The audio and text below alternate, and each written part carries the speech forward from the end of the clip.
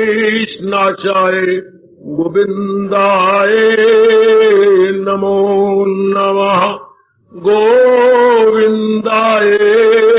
नमो नमः। अभाग्यशाली कल्याणकामी मेरी देवियों, बड़भागी गीता अनुयायी मेरे सज्जनों, धार्मिक भाइयों, जब से हम फिर इस समागम में मिले गए, कुछ एक धार्मिक विषयों पर विचार जारी है। ये विचार मेरी देवी और सज्जनों, कईयों के मन में कई बार उठता है, साधना है क्या और साधना जरूरी क्यों है? और जरा इस समय को आज सफल करें। साधना क्या है? विचार कीजिए। अब थोड़ी देर एकाग्र रहकर पूरा लाभ इस समय का उठा लेना चाहिए। साधना साध से बना है, अपने को साध लेना, सिद्ध कर लेना। वाह! अब क्या दशा है? इंसान सिद्ध नहीं है। अब साधना से पहले, सत्संग में आने से पूर्व मेरे सज्जनों, मेरी देवियों, इंसान एक रमला कमला संकल्प विकल्प का पुतला, दुराचारी, लंपट इत्यादि नजर आता है। कितनी अशुभ इसमें आदत हैं, अशुभ विचार हैं, अशुभ संगत है, अशुभ इसका मेल मिलाप है। इसने अपने आप को साधा नहीं है। जिस समाज में ये घूमता रहा है, उसी का रंग अपने पर लेता रहा है। इसलिए ये नाना प्रकार के रंगों में दिखाई देता है। जैसे होली वाले दिन यदि आप पगले बन के होली खेलते गए, तो कितने रंगों में आप अपने नीचे से ऊपर तक पाते हैं। इस तरह बिना साधना के इंसान, मेरे सज्जनों, मेरे देवियों, गौर करना, अपनी दुर्दशा पाता है। कहीं का भी तो अपने आप को नहीं पाता।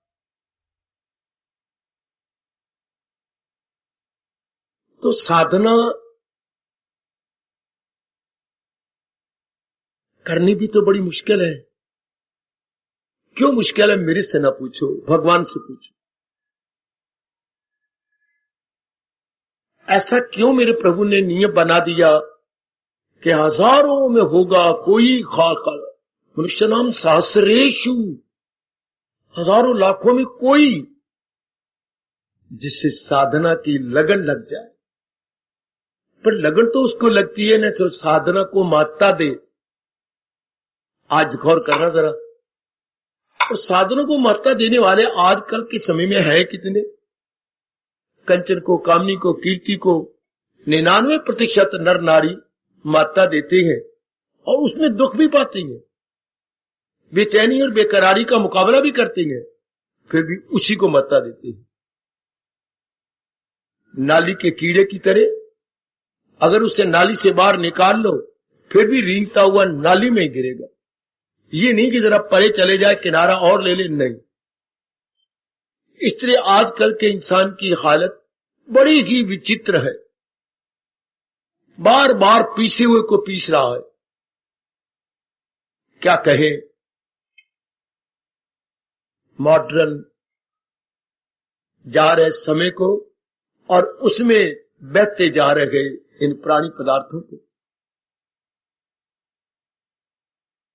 तो थोड़े से मैं बात बढ़ा नहीं रहा, मैं धर्म कंडे पे बोल रहा हूं। थोड़े से आप जैसे जीव होते हैं जिनकी कई जन्मों के पुण्य जाग जाते हैं। मैं सच्चाई प्रकट कर रहा हूं, आपकी पंपिंग नहीं कर रहा, सत्यता को प्रकट कर रहा हूं। थोड़े से जीव जो मैं दिखाई दे रहे,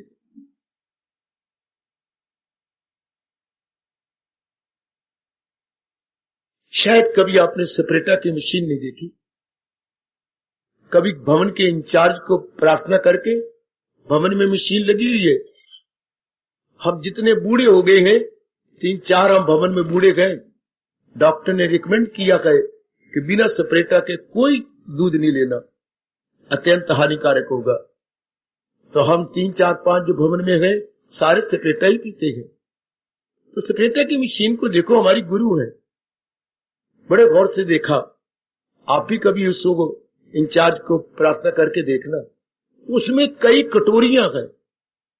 सोचने वाले ने एकांत में बैठ के कैसे सोचा है, हर कटोरी के अंदर छेद है।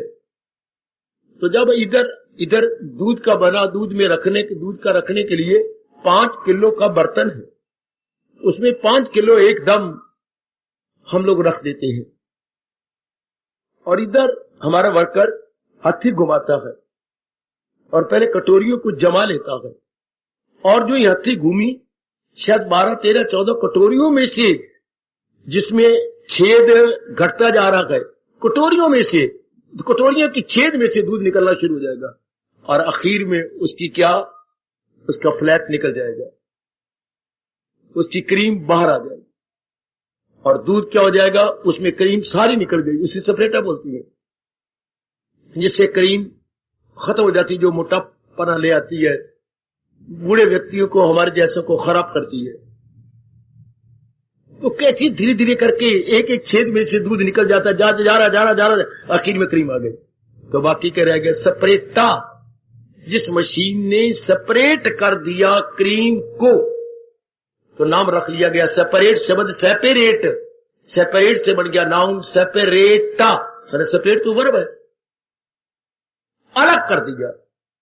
मैं अपने इष्टदेव महाराज जी के चरणों में सिर झुकाता हुआ कहूंगा, साधना भी तो मुझे आज्ञा दे कि मैं शब्द प्रयोग कर सकूं। साधना भी तो सेपरेटर है, जो बिल्कुल जीव को क्या कर देती है, बिल्कुल सूक्ष्म से सूक्ष्मतम अवस्थाओं में से गुजार देती है। अब उसमें से अनवांटेड मैटर, मैं शब्द अंग्रेजी के लगा रहा हूं, अपनी भाषा का बोलूं, अवांछनीय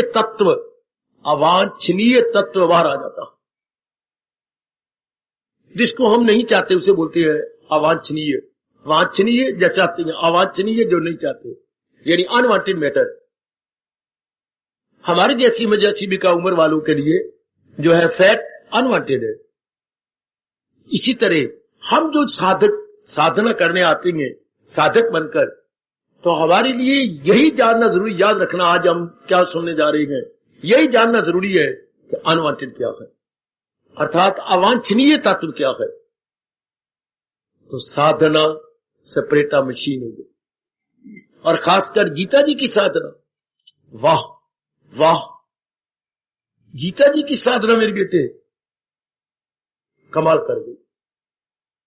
मैं भी अनुभव कर रहा हूं आपसे ज्यादा, और आप भी चुके महाराज जी की वाणी को ही अपना सर्वस्व मानकर जुटे हुए गए। आप भी महसूस करते चले जा रहे कि गीता का उपदेश यदि अपनाया जाए तो कितने गजब की सेपरेटर मशीन है, अलग कर देगी आप में से जो चीज नहीं चाहिए थी। जैसे हमें डॉक्टरों ने बताया, अपने शरीर से ये तत्व निकाल दो, जो आ गया ऐसा ही होगा।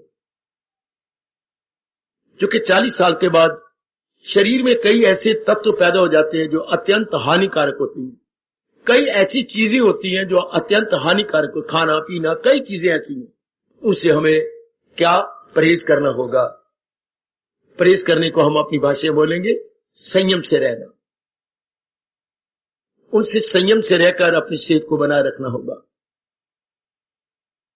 तो कितनी अच्छी बात, क्या चीज है जिससे साधना में हमने निकाल देना उसे, ये खोटी बिट्टी है। अगर जीव साधना ना करे, उसे समझ में नहीं आएगी कि मैंने क्या निकालना है क्या नहीं निकालना। तो वो जो नहीं निकालना उसी का आदी रह करके खराब होता चला जाएगा, अपने लिए, परिवार के लिए, समाज के लिए। व्यक्ति जब दूसरों के लिए को हानि पहुंचाता है, यानी व्यक्तिगत हानि पहुंचाएगा बहुत, और परिवार रूप से और सामाजिक रूप से तीनों को नुकसान पहुंचाएगा यदि उसने अनवांटेड मैटर को नहीं निकाला।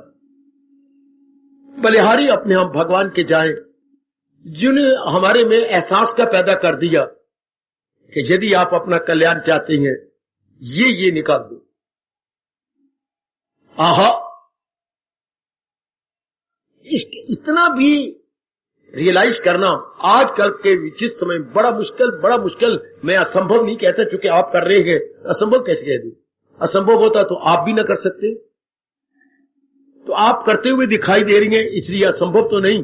पर ये शब्द लगाने का साहस करूंगा है बहुत कठिन, चूंकि इसी जन्म में कई वर्षों से हमारा ये खोटा स्वभाव बन गया है, उन्हीं में रचे पचे रहना। लेकिन अब नहीं, अब विवेक और वैराग हमें आज्ञा कहां देता है कि हम उनके अलाउ करें और हमारे अंदर रहें।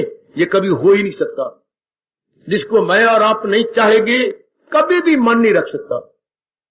घर के अंदर भी देख लो, जिस कुत्ते को आप नहीं चाहते थे निकाल दिया, हालांकि 3000 का कुत्ता लिया था, डॉक्टर ने इतना ही बताया, इसी मक्खी कारण से आपको ये चमड़े की बीमारी हर एक को हो गई। तो बस जो ही आपने रियलाइज किया, सबसे पहले ना तो आपने पानी पिया, ना रोटी खाई, ना कुछ किया, हाँ कहीं गए और छोड़ के आ गए कि सारा घर के को एक चमड़े की बीमारी पैदा हो चुकी है। उस पालतू कुत्ते का फायदा क्या हुआ? इसी तरह जब हमें समझ आ जाती है कि इन खोटी वृत्तियों के कारण से ही मैं बहुत दुखी हो रही हूं, मैं बार बार जन्म मरण के चक्कर में आ रहा हूं। जन्म मरण चक्कर तो नहीं देखा, पर अपनी बेचैनी तो देख रही है, बेकरारी तो देख रही है, हलचल तो देख रही है। काम से गवारा होता है, हमसे गवारा होता है। क्यों मैं आपसे कह रहा हूं हमसे? चूंकि हम कल्याण जो चाहते, हर एक व्यक्ति में तो ये भावना उत्पन्न भी नहीं होती मेरे सज्जनों कि मैं अपना कल्याण करूं। हर नारी के अंदर कहां, आज मॉडर्न नारी कहां धक्के खा रही है, देख लो। आपकी आंखों के सामने जहां नहीं जाना चाहिए वहीं आपको नारी नजर आ रही है। जहां ठहरना भी महापाप है, वहां नारी रुचि ले रही है। इसी को व्यास जी ने कहा था, विनाश काले विपरीत बुद्धि। आज बिल्कुल बुद्धि विपरीत है। विपरीत का मतलब होता है उल्टी, विपरीत का मतलब जो नहीं करना वही करना है, और जो करना है उसमें रुचि ना हो। इसे हम अपने भाषा में बोलेंगे विपरीत बुद्धि, उल्टी बुद्धि। ये वो दिन जा रहे बड़े खतरनाक, जिस दौर दारा में से आप भी गुजरते आ रहे हैं। बहुत बच के रहेंगे, मेरे कहने की जरूरत नहीं, आप खूब बचेंगे, अपने आप को बचाएंगे। दिन ब दिन जो समय है वो बहुत ही काला होता जा रहा है, खतरनाक होता जा रहा है, अपने लिए, परिवार के लिए, समाज के लिए। और आज का समाज इसकी रत्ती नहीं परवाह कर रहा, बल्कि उसको पुष्टि दे रहा है बढ़ने के लिए, उसको बैकअप करता है। करने दो, हम तो नहीं करेंगे, अपनी जान दे देंगे, लेकिन हम अब पुष्टि नहीं करेंगे। हमको कि हमारे में हमारे दयालु कृपालु इष्टदेव ने क्या पैदा कर दिया? एहसास का मादा, यानी पावर ऑफ रियलाइजेशन। अब हम रियलाइज करने जा रहे गए कि नहीं, यही अत्यंत हानिकारक है, ये खोटी वृत्तियां अब ये नहीं होनी चाहिए। ये साधना उत्पन्न कर देती है। साधना क्या है?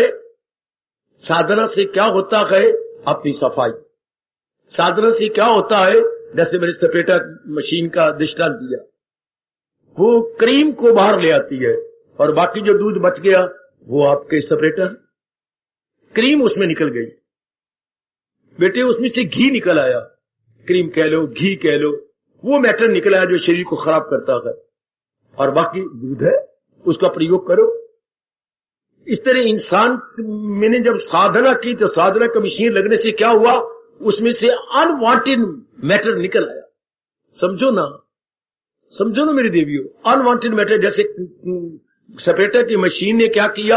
अनवांटेड जो फैट थी वो निकाल दी, बाकी प्रयोग करने योग्य। दही दूध जमाओ, दही लो, दूध पियो, वो निकाल दो। इस तरह बलिहारी हम सब जाए अपने साधना के, जो अनवांटेड हमारे में से निकालता चला जा रहा है। वो तो मैंने कहा ना, उम्र के तकाजे के लिए वो मशीन चाहिए, जैसे हम लोग प्रयोग कर रहे गए सपेटा की। लेकिन यहां तो उम्र की बात नहीं, साधना तो एक बालक से लेकर मरने वाले तक चाहिए। बिना साधना के बच्चा खराब हो जाएगा। हमारे माँ बाप खुद ही ऐसी होती है, वो ध्यान ही नहीं देते, क्योंकि उनमें आदत ही ऐसी है। खुद बच्चे के सामने शराबें पी रही है, अपने सिगरेट नोश कर रही है, उनको खुद ही नहीं पता बच्चे पर गंदा प्रभाव। खुद बच्चे के सामने सुंदर बनने की कोशिश कर रही है, खुद अपने लड़के को कहते हैं जरा टाई बांध, जरा दाई और कर दे, जरा गांठ सीधी लगाना, जरा क्या हो गया तुझे, जरा और सीधी कर। बच्चे से ऐसा करवा रही है। कितना दुष्प्रभाव पड़ेगा काके पर। अब इधर देखिए, हम और हमारी साधना।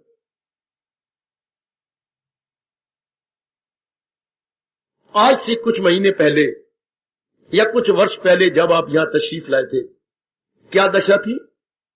और मेरे भगवान जी की अपार कृपा से आप क्या सराहनीय दशा है। वो क्या थी? बड़ी विलक्षण दशा, दयनीय दशा। मैं उसको अपने राष्ट्रभाषा के शब्द बोलूंगा, दयनीय दशा जब पहले आए थे। अब क्या गए? प्रशंसनीय दशा, आदर्श दशा। अब ये आपकी प्रशंसनीय आदर्श दशा है। भगवान करे आपका प्रभाव आपके परिवार पर भी पड़े। जहां से आप आती हैं उस परिवार पर भी आपका प्रभाव भगवान करे।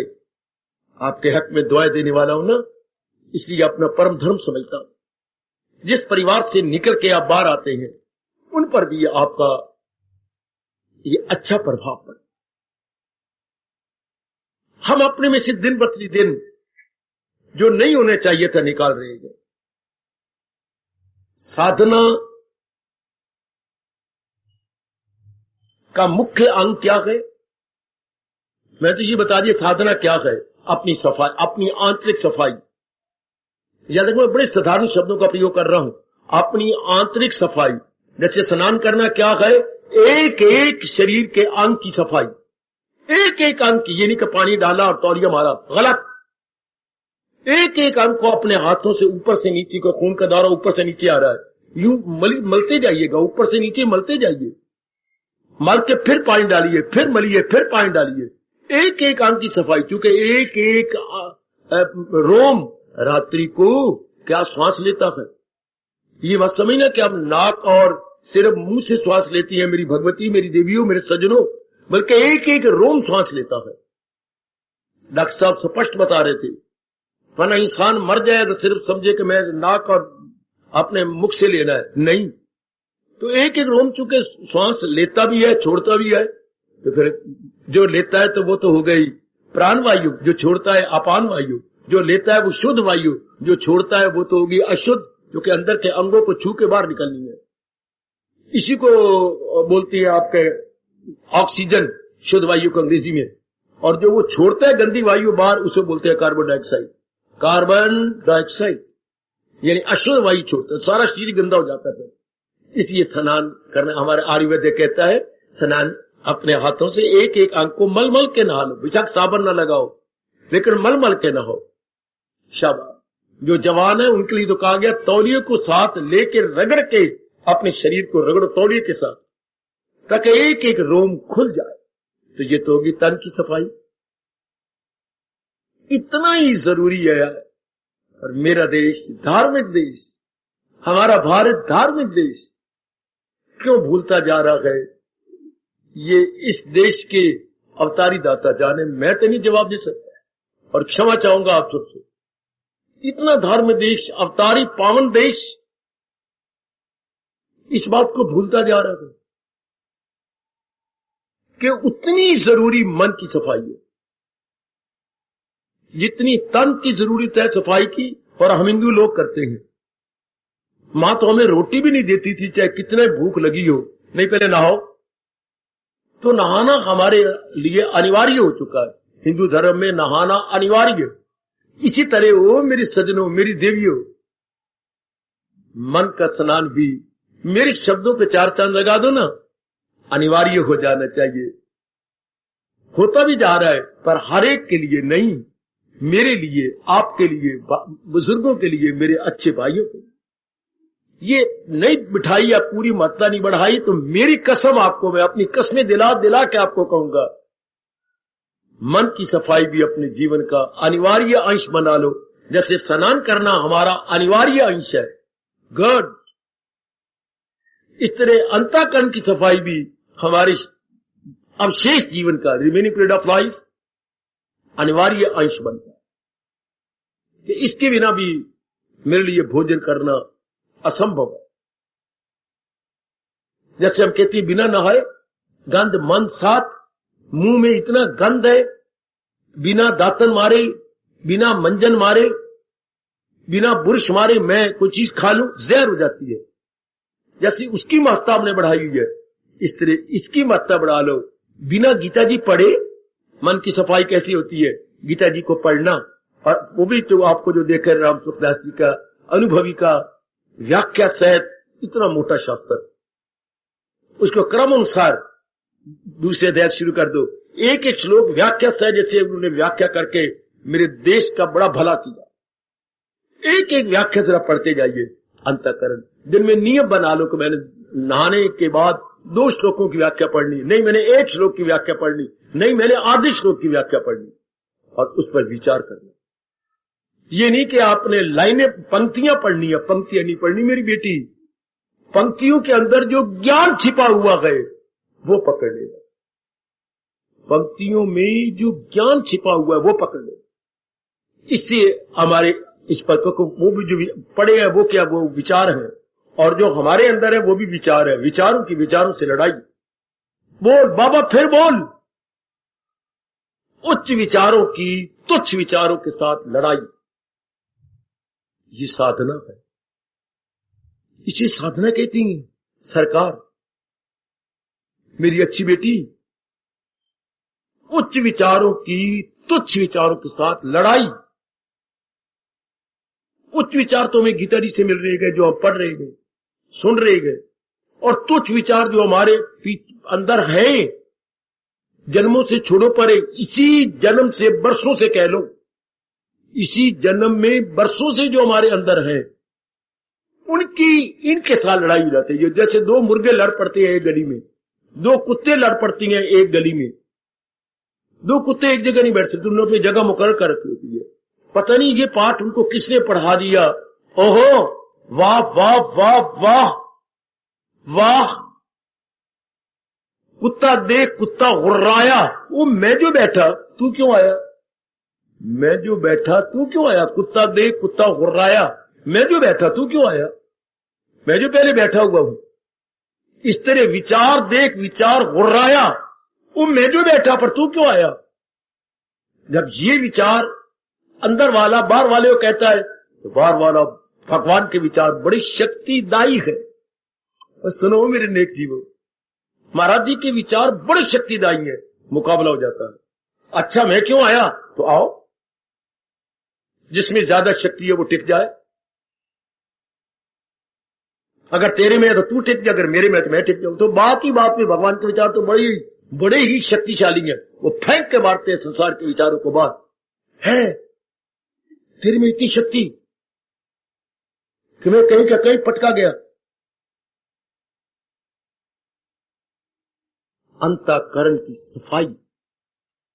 मैं फिर कहना चाहता हूं, जब हम गीता जी अनुभवी की पढ़ती है तो उच्च विचारों की तुच्छ विचार, उच्च का विपरीतार्थ तुच्छ, उच्च विचारों की तुच्छ विचारों से लड़ाई। और वो जो तुच्छ विचार थे निकलने शुरू हो गए। ये हो गया अंतःकरण की सफाई। अंतःकरण निर्मल होना शुरू हो गया। यदि इसी तरह हम समय मिले और गीता जी पढ़ते रहे और रोज पढ़ते रहे और अनुभवी स्वामी जी की पढ़ते रहे, बस ये हो गया क्या, मन की सफाई। यही हमारे शंकराचार्य गंगा जी के किनारे खड़े होकर पुकार पुकार के चले गए। क्या कहते थे, सनानौ मनोमल त्यागौ। उनके हाथ में डंडा होता था, उन्हें दंडी महात्मा भी कहते हैं। तो डंडा अपना ऊंचा उठा लेते थे। ओ नेक जीवो, ओ भोले जीवो, ये तो स्नान गंगा जी के आपने कर लिया, पर मैं भी तो आया हूं आपको बताने, अंदर का स्नान भी तो करो। स्नानम मनो मल त्यागम, स्नानम मन की खोटी वृत्तियों को छोड़ने का नाम है। ये छोटी सी उनकी पंक्ति ना भूलना मेरे बेटो, मेरे देवियों। स्नानम अजर बोला मनो मल त्यागम, मन के मल को दूर करने का नाम होता है स्नान। ये तो हमने गोटा मार लिया। मैं यही बताने आया हूं, यही बताने हर सुबह शाम गीता जी के माध्यम से भगवान जी की विशेष शक्ति लेते हुए समझा जाता हूं, विस्तार कर जाता हूं। स्नानम मनो मल त्यागम, इसी को एक शब्दों में मुझे कहना पूछा जाए, स्नानम मनो मल त्यागम का एक शब्द क्या है? मानसिक सफाई, या एक शब्द में साधना। स्नानम मनो मल त्यागम का एक शब्द बन जाएगा साधना। उच्च साधना इजिकल टू, क्लियर करो, साधना इजिकल टू उच्च विचारों की तुच्छ विचारों के साथ लड़ाई। गुत्थम गुत्था, दोनों गुत्थम गुत्था हो जाती है। तुच्छ विचार बाहर आ जाती हैं, उच्च विचार अपने आप को बना लेती है। आहा, वहां ये साबित होता है सर्वाइवल ऑफ द फिटेस्ट। आज की साइंस पुकार के कह रही है सर्वाइवल, कौन सर्वाइव करेगा, कौन जिंदा रहेगा, कौन टिका रहेगा? जो फिटेस्ट होगा, जो बहुत ताकत वाला होगा। सर्वाइव करेगा जो फिटेस्ट, जो शक्तिशाली है। शक्तिशाली ही इस संसार में टिकेगा, दूसरा नहीं। इसलिए इन्होंने बम बनाने शुरू कर दिया और बड़ी बड़ी जहरीली चीजें और चीजें बना दी। जब ये जयकारा लगा, साइंस ने जयकारा लगाया कि प्रकृति ये पुकार पुकार के कह रही है सर्वाइवल ऑफ द फिटेस्ट। क्योंकि प्रकृति में देखा जाता है क्या, जीवो जीवस्य भोजनम, एक जीव दूसरे जीव को खाई जा रहा है। वो मेरी बेटी मालिक ने कैसी विचित्र दुनिया बनाई। एक जीव दूसरे जीव को खाई जा रहा है, एक जीव दूसरे जीव की खुराक है, भोजन है। शाबाश, जरा सा शेर सरना और शेर की हम खुराक है, और शिकारी शेर को मार देगा। शिकारी की खुराक है शेर, एक को एक मारी जा रहा है। तो नियम उन्हें बनाया सर्वाइवल ऑफ द फिटेस्ट। कौन दुनिया में सर्वाइव करेगा, जिंदा रहेगा, टिका रहेगा? जो शक्तिशाली होगा। इसी को मैं अपनी भाषा में बोलूं, जिसकी लाठी, आगे क्या बोलूं, उसकी भैंस। हमारे यहां ये नियम चल पड़ा, जिसकी लाठी उसकी भैंस। जिसके हाथ में शक्ति होगी बस भैंस उसी की होगी। जिसकी लाठी, जिसके हाथ में लाठी बने तो भैंस मुंह जोर है, रस्सा तोड़ के निकल जाएगी, पर लाठी से वो डरती रहेगी। इसलिए जिसके पास शक्ति होगी वो देश तरक्की कर जाएगा, और जिसके पास शक्ति नहीं होगी, वक्त का, समय का हाल देख लो। पाकिस्तान आए दिन गिदड़ भपकिया देता है, मेरे पास ये शक्ति है, मैं मार दूंगा हिंदुस्तान। भारत तो ये ना समझ, कितनी गर्ज गर्ज के बोलता, गर्ज के वही बोलती है जिनके पास अंदर कुछ नहीं होता। थोथा चना बाजे घना। इसी तरह अपने अंदर आओ, हम तो साधक है। ललकार के कह देती है भगवान का उच्च विचार, क्या हो, टिकेगा वही जिसमें शक्ति होगी। यहां भी वही लागू होता है, सर्वाइवल ऑफ, ये नियम दी बेटी, मैं आपको नियम क्लियर कर रहा हूं। सर्वाइवल, सर्वाइव से बनता है सर्वाइवल ऑफ द फिटेस्ट, अर्थात ताकत वाला व्यक्ति, शक्तिशाली ही इस संसार में टिक सकता है, दूसरा नहीं। दूसरा जो कमजोर होगा, शक्तिशाली, उसको खा जाएगा। जैसे आप समाज में प्रत्यक्ष देख रहे हैं, प्रकृति में प्रत्यक्ष देख लो, छोटा जीव छोटे जीव को बड़ा जीव खाई जा रहा है। समुद्र में जाओ, छोटी मछली को बड़ी मछली, बड़ी मछली को उससे बड़ी मछली, उससे बड़ी से उससे बड़ी मछली, उससे बड़ी, एक दूसरे को खाई जा रहे हैं। तो वाह, समाज में देख लो, आप जिधर भी नजर मारेंगे ये नियम मुस्कुराता हुआ नजर आएगा। क्या, जिसकी लाठी उसकी भैंस। इधर भी भगवान के उच्च विचार यदि हम साधना द्वारा डालते जाएंगे वो टेक ही नहीं सकते, क्योंकि जिसकी लाठी उसकी भैंस। भगवान से बढ़कर तो कोई शक्तिशाली है नहीं, था नहीं, होगा नहीं, तो भगवान के ज्ञान से बढ़कर कभी शक्तिशाली कोई ज्ञान था नहीं, है नहीं, होगा नहीं। कितने उच्च विचार हैं।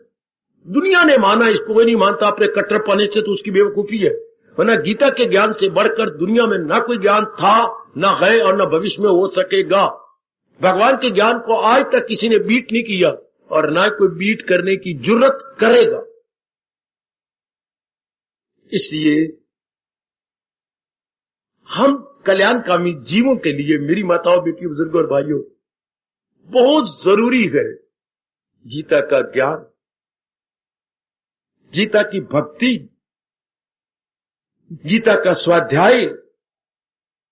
वो क्या करेगा? गीता का स्वाध्याय अगर हम नित्य प्रति समझ के करते रहे तो क्या इसका प्रतिक्रिया क्या होगी? अंतःकरण की सफाई या अंदर का स्नान, मनोमल त्यागम अर्थात मन के मल का त्याग, अर्थात मानसिक सफाई, अर्थात मानसिक स्नान। वो शारीरिक स्नान, ये हो गया मानसिक स्नान। ये हमारे लिए बड़ा जरूरी है। ये कैसे पता लगा? साधना से ही तो पता लगा। पर प्रैक्टिस मेक्स मैन परफेक्ट। वो कितने साल प्रैक्टिस करता रहा। कितने साल ऐसे मेरी बेटी लगी रही। वो दिन, मुबारक दिन भी आ जाता है, वो उच्च दिन भी आ जाता है कि जब वो क्या हो जाती है? सिद्ध। वो सिद्ध हो जाती है। परमात्मा करे मैं देख के जाऊं आपकी सिद्ध अवस्था। बड़ी मेरे में उमंग है कि मैं अपने बच्चे, जैसे माली को उमंग होती है कि मेरे द्वारा लगाए गए ये पौधे सारे खिले हुए और फूल देते हुए दिखाई दे। मैं भी चाहता हूं ये पौधे जो मेरे बड़े प्रेम और मोहब्बत से और भगवान की शक्ति से लगाए गए और महाराज जी के ज्ञान से इसको सिंचा गए, ये खिल जाए, ये फूले, ये फले। परमात्मा मेरी ये शुभ भावना को आप द्वारा पूरा करवाए। किसी भी प्रचारक का, किसी भी परमात्मा के प्यारे का आना और सुनाना, उसके अंदर ये भावना जरूर रहेगी कि ये मेरी फुलवाड़ी खिल जाए, ये अपनी असली अवस्था में आ जाए, ताकि मेरी माताओं, बेटियों, बुजुर्गों और भाइयों, हम सबका जन्म लेना तो सफल हो जाए। वरना क्या जन्म हुआ, फिर गर्भ में जा गिर गए। हम अब गर्भ में नहीं गिरना चाहते। मेरे परमात्मा, मेरे दयालु कृपालु इष्टदेव, अब हम, हमारे लिए महापुरुषों ने यूं कहा, एक हाथ तो यूं किया, एक हाथ यूं किया। अब हम यूं किसी के पेट में नहीं जाना चाहते मेरे परमात्मा, हम तो तेरी जात की ओर आना चाहते हैं। एक हाथ यूं, एक हाथ यूं। ये वो गए जो लौट के नहीं आएंगे और ये वो गंदे जीव हैं जो फिर गर्भ में जा रहे। हम गर्भ में नहीं गिरना चाहते। कौन नहीं गिरेगा गर्भ में? भगवान ने सीधा कहा, जो इंसान करे ख्वाहिशें दिल से दूर। दूसरे अध्याय का 71वां श्लोक 71। जिसके मन में संसार संबंधी कोई कामना, तो किसके मन में संसार संबंधी कोई काम नहीं रहेगी? जिसने इसको अच्छी तरह पक्का कर लिया, अनित्यम। कि मैं किसकी कामना करूं? जो चीज अनित्य दुखदाई है। जानबूझ के अपने पैर पे कुल्हाड़ी मारो? कौन कहेगा मुझे सियाना? नहीं। जब भगवान ने सारी वस्तुएं बनाई अनित्य हैं, अनित्य वस्तुएं दुखदाई होती हैं, तो मैं इनकी नित्यम सुखम की तमन्ना क्यों ना करूं? नित्यम सुखम परमात्मा है, इष्टदेव है, हमारे जो है महाराज जी है। वाह, इतना फर्क करेगा। मैं अनित्यम सुखम की तमन्ना क्यों करूं? मैं नित्यम सुखम की तमन्ना क्यों ना करूं? जिससे मेरा आवागमन खत्म हो जाए, मेरी बेचैनी बेकरारी खत्म हो जाए और जिसने मुझे बनाया मैं उसी जात में समा जाऊं। बस इतनी तवीजी कर लेना, इतना अंतर कर लेना मेरी बेटी के। अगर चाहना भी है तो मैं उसको चाहूंगा, चाहना भी है तो मैं उसको चाहूंगा जो नित्यम सुखम है। अब मैं उसको नहीं चाह सकता जो अनित्यम असुखम है। वह फिर आपका मन किसी भी कामना में अटकेगा नहीं, लटकेगा नहीं, ना अटके ना लटके, और न ही कहीं अपने आप को लगाए। ऐसे जीव मुबारक जीव है, उन्हीं के लिए साधना है। वही रियलाइज करते हैं कि मेरे साधना द्वारा अपना कल्याण कर जाना है। दूसरे को महत्व ही नहीं पता कि साधना जीवन का एक अत्यंत आवश्यक नहीं अनिवार्य अंश है। अत्यंत आवश्यक नहीं अनिवार्य अंश है। जैसे भोजन हमारे लिए अनिवार्य है, स्नान करना हमारे लिए अनिवार्य है। मेरे जैसे आता इसीलिए है कि आपको ये भी बतलाए कि साधना हमारे जीवन का अत्यंत अनिवार्य अंश है। उसके बिना हम नहीं रह सकते। शाबाश, उसके बिना हम नहीं रह सकते। ये आपके रोम रोम बोले कि साधना के बिना हम नहीं रह सकते। जैसे भोजन के बिना हमारा शरीर मुर्दा हो जाएगा, ये जिंदा नहीं रह सकता, चूंकि ये अन्नमय कोश है, अन्नमय कोश। और मन क्या है? मन ज्ञानमय कोश है, उसको ज्ञान मिलना चाहिए, वो नहीं रह सकता। साधना ने हमें जगा दिया। साधना, अब हम साधना कर रहे हैं जो भगवान जी बता रहे। हमारी साधना किसकी? हमारे साधना की प्रणाली क्या है? संसार में नहीं बल्कि अपने देश में नाना प्रकार की साधना की प्रणालियां हैं, सिस्टम्स है। There are so many systems in our India, so many systems. और हमारी क्या है? हमारी गीता प्रणाली है, हमारी भगवान द्वारा बताई गई प्रणाली। शब्द विशेष शब्द है ये अपने शास्त्र का। हमारी साधना की प्रणाली क्या है? सिस्टम क्या? What is the system of our sadhana? Gita प्रणाली। गीता जी के अनुसार जो गीता जी में भगवान जी ने बताया, हमारी वही प्रणाली है। दूसरे शब्द प्रणाली के ना बोलो तो प्रथा। हमारी साधना की प्रथा क्या है? जो भगवान जी ने बताए। इससे आप देख लो क्या हो रहा है। दिन ब दिन हम निर्मल होते जा रहे हैं। दिन ब दिन मेरी बेटियां और भी निर्मल। निर्मल का मतलब विवेक जाग चुका है, वैराग जाग चुका है, भक्ति जाग चुकी है। कोई बाकी गुण भी आप में आते चले जा रहे गए। आपको एकांत प्यारा लगने लग गया है। आप महाराज जी की वाणी का स्वाध्याय करने लग गए। आप मननशील बनते जा रहे हैं, एकांत प्रिय बोल बाबा बोल। मननशील एकांत प्रिय, मननशील एकांत प्रिय। एक एक मेरे व्यक्ति मननशील बनता जा रहा। शील होता स्वभाव, मनन में विचार करने का स्वभाव। सत्य क्या है, असत्य क्या है, उचित क्या है, अनुचित क्या है, ये आप मनन करते रहते हैं। महाराज जी ने ऐसे कहा है, पर ऐसा मेरे जीवन में तो नहीं है। क्यों नहीं है? ये हो गया मनन। मननशील। और मननशील कौन होगा? जो एकांत प्रिय होगा। शोरोगुण में बैठकर थोड़ा ऐसे मनन किया जाएगा। मननशील ही एकांत प्रिय होता है, एकांत प्रिय ही मननशील। दोनों आपस में अन्य आश्रित है। बिल्कुल ये साधना की मेहरबानी से जो कुछ भी हम चमक रहे गए, जो कुछ अब इस वक्त है, साधना की मेहरबानी, साधना की बदौलत, साधना की कृपा से ये हमारी दशा है। तो साधना हमारे लिए बड़ी जरूरी है। अब हम रियलाइज दिन ब दिन और भी ज्यादा रियलाइज करते जा रहे हैं कि साधना से ही हम अपनी असली अवस्था में आ पहुंचेंगे। साधना करते करते क्या हमारे में सब कमजोरियां दूर हो जाएंगी। मानसिक कमजोरियां कह रही हूं मेरी देवी, मेरे सज्जनों, जो भी मानसिक कमजोरियां होती हैं वो सब खत्म हो जाएगी। जिनके लिए भगवान ने बड़े जोरदार शब्दों में कहा, इन्हें छोड़ इनमें न जाना कहीं।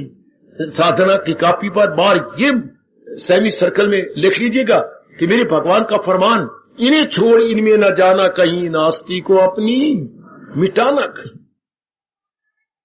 इन खोटी वृत्तियों को अब हमने छोड़, ये साधना है। साधना इज इक्वल टू भगवान की पुकार, इन्हें छोड़ इनमें न जाना कहीं, न हस्ती को अपनी मिटाना कहीं। Draw in a semi circle और इसमें अपने आप को चेतावनी दे दो कि अब मैंने इन खोटी वृत्तियों में नहीं जाना, अब इन नेगेटिव क्वालिटीज में अपने आप को भूल के भी नहीं लगाना। मर जाऊंगा लेकिन मैं इन खोटी वृत्तियों में अपने आप को बिल्कुल नहीं लगाऊंगा। और भी पक्का, आप जानते हैं, मैं आपको याद करा दूं, जब इंसान इतना पक्का इरादा करता है तो हमारे शहनशाह, हाय, हमारे सरताज स्पष्ट कह देती हैं, उसे भी समझ ले कि साधु है वो। कितने पक्के इरादे में ताकत, इरादे में नेकी के यकसू है जो। जिसने इतने पक्का इरादा कर लिया है मैं उसके साथ हूं, इतना भगवान यकीन, इतने इंश्योरेंस, इतनी मेरे प्रभु जी हमें विश्वास दिलाते हैं,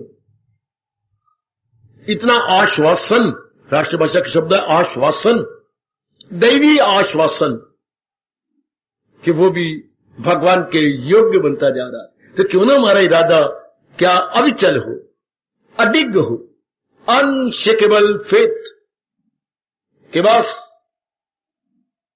ऐसा इरादा पक्का कि अब तो मैंने साधना यूं करते ही जाना, भगवान आपके साथ, भगवान आपके साथ, तो भगवान की दैवी शक्ति कहां जाएगी, वो भी आपके साथ। बहुत अच्छे, अति सुंदर, अति सुंदर। और हमारा कल्याण तो साधक और उसकी साधना, साधना से ही तो वो क्या हो जाएगा, सिद्ध।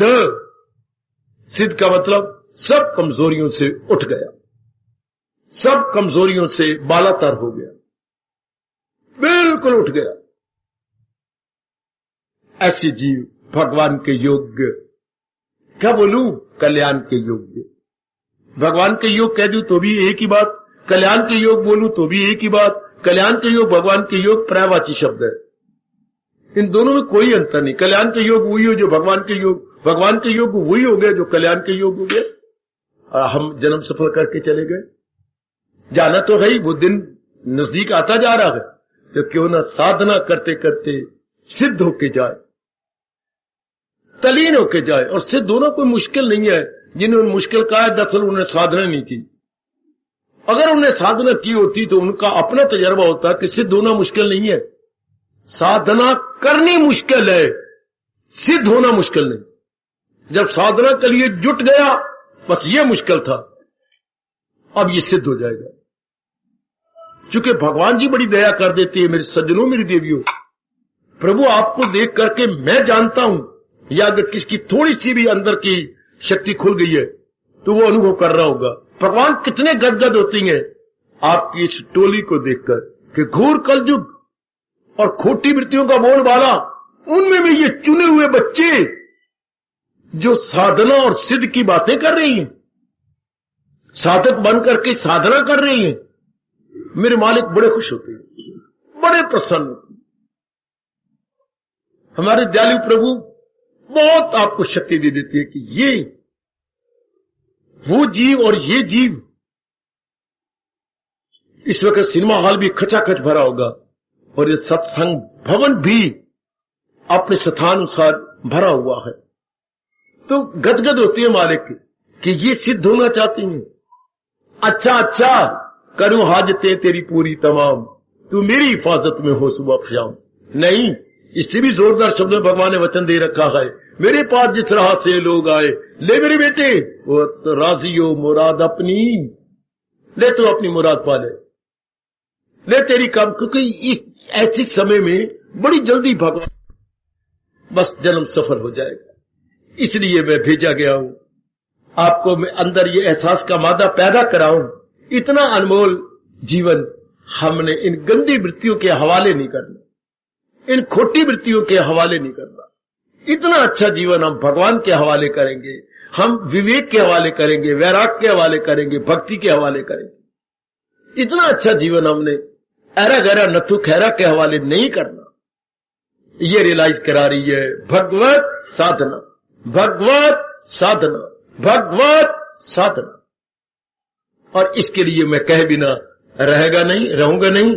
क्या प्राय हर महापुरुष ने और विशेषकर हमारे महर्षि वेद व्यास महाराज जी ने एक बात बड़े जोर की कही, कौन हो तुम? महाराज आपके चरणों में बार बार नमस्कार। अरे तुम कौन हो मैं पूछ रहा हूं? महाराज जी मैं एक साधक हूं। तुम साधक हो? क्यों? मैं साधना कर रहा हूं। कैसी साधना? अपने आप को भगवान के योग्य बना रहा हूं। ओए शाबाश, तू अपने आप को भगवान के योग्य बना रखा है? जी मेरे महर्षि। और कैसे बना रखा है? भगवान जी के ही ज्ञान को लेकर मैं अपने आप को अपने योग्य बना रहा हूं। वो कैसे? भगवान जी के ज्ञान को लेकर। महाराज जी आपके सामने मैं क्या बोलूं? आपके सामने बोलना तो सूर्य को दीपक दिखाने जैसी बात है। जैसे महाराज जी एक कुम्हार होता है और घड़े बना रहा है। हाँ हाँ, व्यास जी ने कहा हाँ हाँ ठीक है। तो घड़े बनाता बनाता वो देखता है कि मेरे घड़े का एक हिस्सा कुब्बा है, टेढ़ा है। तो फिर तो वो एक हाथ अपने कच्चे घड़े के बाहर रखकर एक हाथ अंदर मारता, थपेड़ी मारता है। तो जिस जगह कुब्बा होता है तो वो सीधा हो जाता है। पर एक हाथ बाहर क्यों रखता है? व्यास जी ने पूछा। महाराज जी बाहर इसलिए रखता है, अगर बाहर नहीं रखेगा तो वो मिट्टी बाहर आ जाएगी। उसको सीधा करना है, घड़े को तोड़ना नहीं। वो सियाने कुम्हार को आपने नहीं देखा? एक हाथ बाहर रखता है घड़े के जहां टेढ़ा है, एक हाथ अंदर थपेड़ी मारेगा तो वो घड़ा टूटेगा तो नहीं, जो टेढ़ा पड़े वो दूर जाएगा। इससे प्रभु मैं साधना कर रहा हूं क्या कि मैं टूट ना जाऊं, बल्कि भगवान के योग्य बना रहूं। साधना में की ये मेहरबानी है। अच्छा मेरे बच्चे, मैं आपको एक फार्मूला बतलाऊं? व्यास जी ने कहा मैं आपको एक गुर बताऊं। मैं तेरा उत्तर सुनकर बहुत प्रसन्न हुआ। बड़ी कृपा होगी प्रभु, अगर आप मेरी सहायता करेंगे तो बड़ी जल्दी तू साधना कर लेगा और उसमें सफल मनोरथ भी हो जाएगा। प्रभु आप कृपा की वर्षा कीजिए। मैं क्या करूं? लो मेरे सज्जनों, ओ मेरे बुजुर्गों, मेरे भाइयों, मेरी बताओ, मेरी कल्याणकामी देवियों, ये व्यास जी का जयकारा है जो मैं गाहे बगाए आलापता रहता हूं, कहता रहता हूं। आज मैं फिर प्रसंग अनुसार ये जयकारा आपके आगे लगा रहा हूं। व्यास जी ने हमें क्या सावधान कर दिया कि तू साधक है ना। साधक सावधान, साधक सावधान। साधक कौन? जो हमेशा सावधान रहता है। क्यों हम साधना कहां कर रहे हैं? घोर कलयुग में कर रही हैं, समाज में कर रहे हैं। देखो समाज बिल्कुल काला हो चुका है। तो इर्द गिर्द बोलबाला किसका है? काम का, क्रोध का, मोह का, लोभ का, अहंकार का, राग का, द्वेष का। इन खोटी वृत्तियों के अंदर रह करके हम साधना कर रहे हैं। इसीलिए व्यास जी कहते हैं सावधान होकर करना, इनके मुंह नहीं लगना। तू अपने भगवान के ज्ञान मुंह लगे रहना, महाराज जी की भक्ति के मुंह लगी रहना। सावधान होकर करना, कहीं इनकी कोई बात तेरे मन में न बैठ जाए। साधक सावधान। प्रभु ऐसा ही होगा। मैं बड़ी सावधानी पूर्वक अपनी साधना करता रहूंगा तो तू साधना करने में बड़ी जल्दी सफल हो जाएगा। इतना कहते हुए व्यास जी अंतर्धान हो गए। यही मैं आपको याद करवा रहा हूं। हम साधना कर रहे हैं और करते चले जाएंगे, लेकिन सावधानी पूर्वक,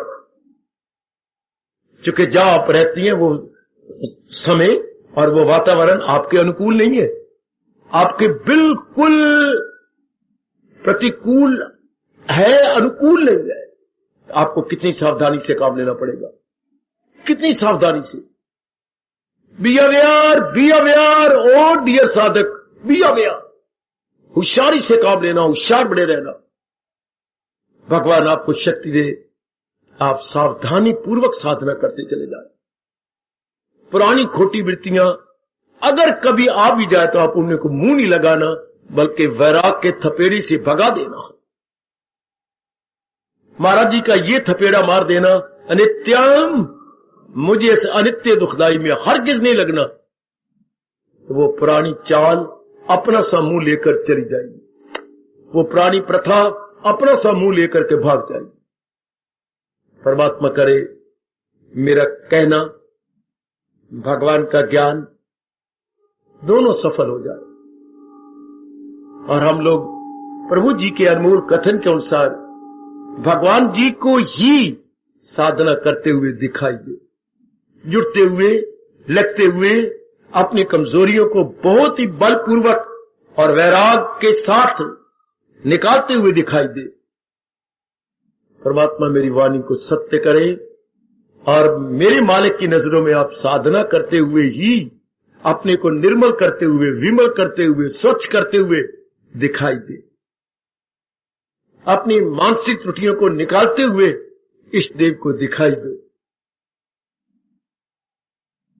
मालिक देखें आपको सुबह शाम कि आप अपनी त्रुटियों को निकालते चले जा रहे हैं, आप अपनी कमजोरियों पर हावी आती चली जा रही है।